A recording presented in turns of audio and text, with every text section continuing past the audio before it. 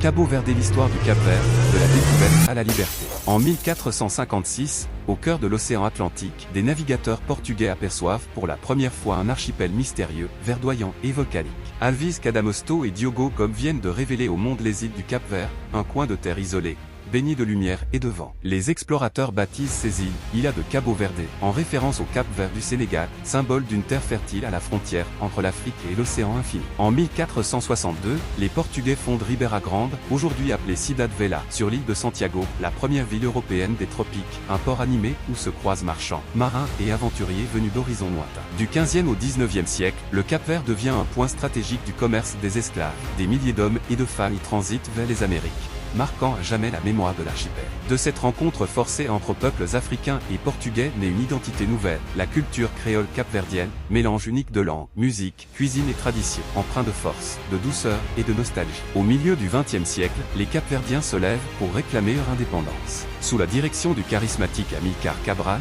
le mouvement du PEG incarne une lutte pacifique et déterminée pour la dignité et la liberté. Le 5 juillet 1975, le Cap-Vert proclame enfin son indépendance du Portugal.